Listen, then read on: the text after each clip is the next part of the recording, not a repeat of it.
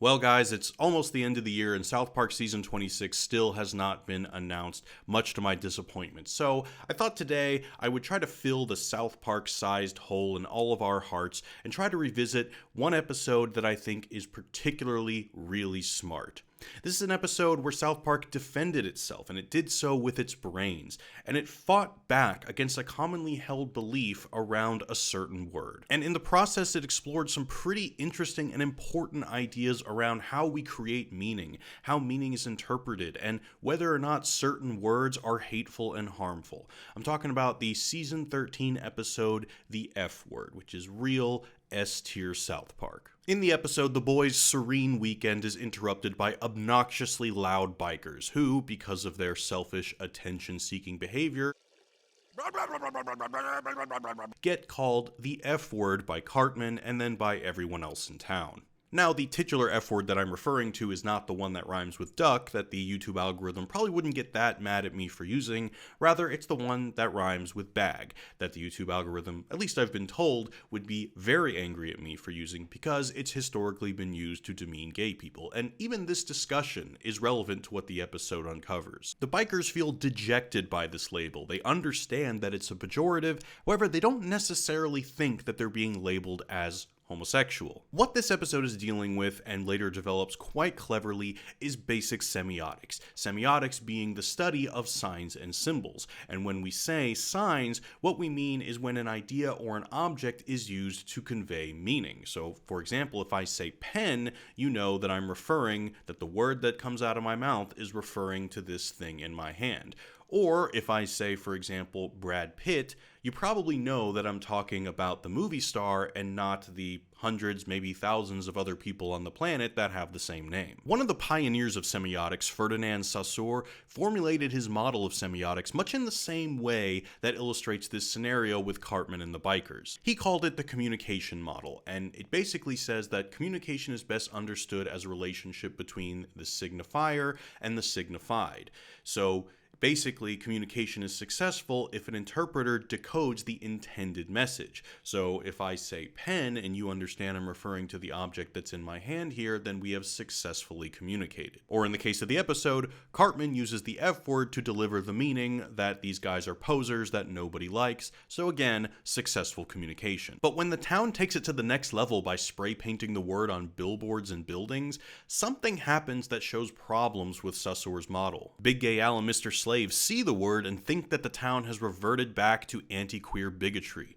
The school, the media, and the government start to panic, and all of a sudden, the boys are having to defend themselves against the charge of being homophobic. Now, this is a stand-in for criticism against South Park and other shows at the time who commonly use the word. Basically that even if the show is using the word to produce different meanings, it can still produce a harmful meaning to communities that are vulnerable and for whom the term has historically been used to slander. So to address issues like the misunderstanding we see with Big Gay Al and Mr. Slave, American philosopher Charles Saunders Peirce stepped in with his own model. Whereas Saussure saw the sign as composed between the signifier and the signified, Peirce thought that that was only possible if there was another presence involved, that it's not a two-step process of signifier and signified, but rather it's a three-step process, a triadic process, between signifier, interpretant, and signified.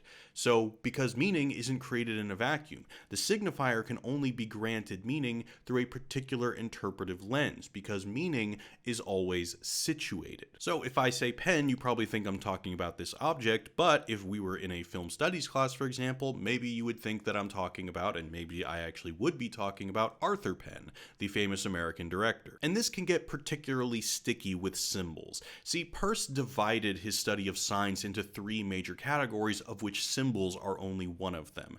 Actually, he divided it into 66 categories, but there are basically three main ones. The first one is an icon, and an icon has a physical resemblance to the thing that is being signified. So, for example, if I show you a picture of my dog, that is the signifier, and the signified would be my dog. So you can be pretty confident that if I'm showing you a picture of my dog, I am referring to my actual dog. The next one is called an index, and an index shows evidence of what's being represented. So, for example, if I show you an image of smoke, that may be used to indicate that I'm talking about a fire. The last one is the symbol. And what's unique about the symbol is that the relationship between the signifier and the signified is arbitrary. So if you take an index, for example, where the smoke is there to represent a fire, well, whenever there's fire, there is smoke. So there's an actual connection there. But there's really no connection between pen, the word that I'm using to describe this, and this actual object. It's really just a series of letters that come together to make a noise that we've all kind of agreed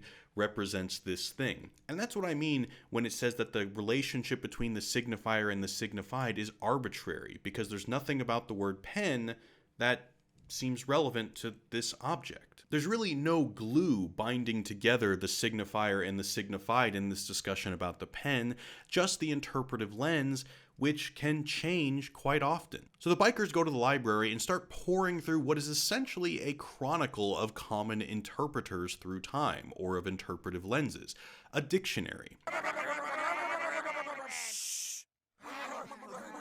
They discover that the meaning of the word has changed drastically through time. At first it meant an unpleasant woman, then it meant a bundle of sticks, then it meant someone that gathered the sticks, then it was an insult at old people, and then finally it has become an insult against homosexuals and transgender people. So at this point it becomes South Park's goal to situate the viewer in the logic of their interpretive lens, one that likely lines up with the experience of Gen Xers or Millennials, or Gen Xers specifically like Matt and Trey, for whom the word was used in their childhood to really refer to anything negative, and I think that they situate the audience into that, situated meaning in a very brilliant way. First, Stan divorces the negative connotation from the homosexual connotation of the term in court by saying that just because they're gay doesn't mean they're an F-word. Then he tells a brief story about a prickish BMW driver who acts as an F-word due to his selfish behavior, not due to anything resembling queerness. So this is Matt and Trey literally making the case of their innocence in a courtroom-like setting,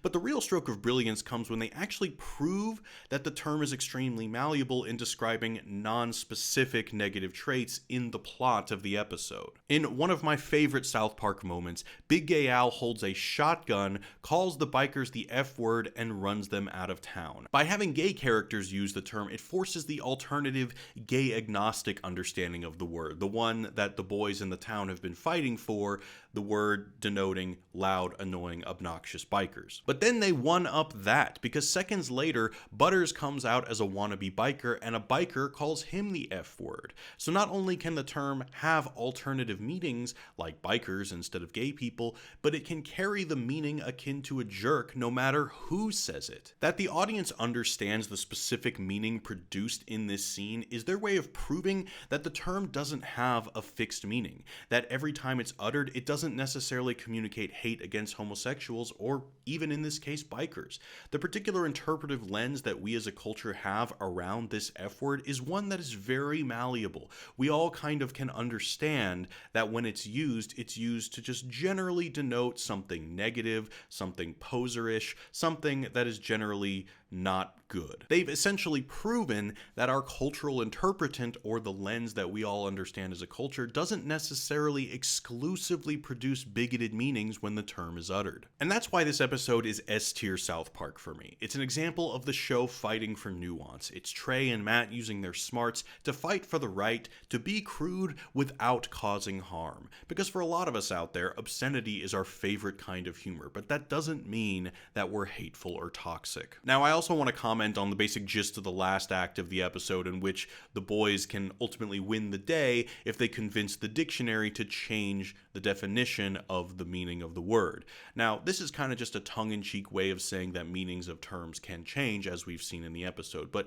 dictionaries are not authoritative in meaning making. Dictionaries rather are kind of always catching up with chronicling new meanings, but are not actually creating and dictating new meanings. And it's also important for me to say that mapping and constructing meaning is extremely complex. I don't want you to think that I'm saying that people should magically attune themselves to the interpretive context that always leads to the most charitable interpretation, because terms can cause real pain, and that pain should be avoided. But it's unfortunately more complex than just wiping words away from our vocabulary. The truth is, we'll never have concrete rules about appropriate communication because being responsible about both communication and interpretation is a constant site of effort. It requires constant diligence, and there will never be easy answers that we can apply to an entire large, extremely complex range of situations. Anyway, here's to hoping that we get some kind of an announcement about South Park Season 26 soon. If you want to come hang out with me, I'm streaming God of War on Twitch Mondays and Thursdays at 8 a.m. Pacific. You can follow my Twitch channel hitting the link in the description. Be sure to subscribe to this channel and, come hang out on Twitch and tell me about your favorite South Park episodes, maybe your favorite smart South Park episodes, maybe your favorite dumb South Park episodes. Really, I love both of them. Anyway, catch you guys next time. Peace.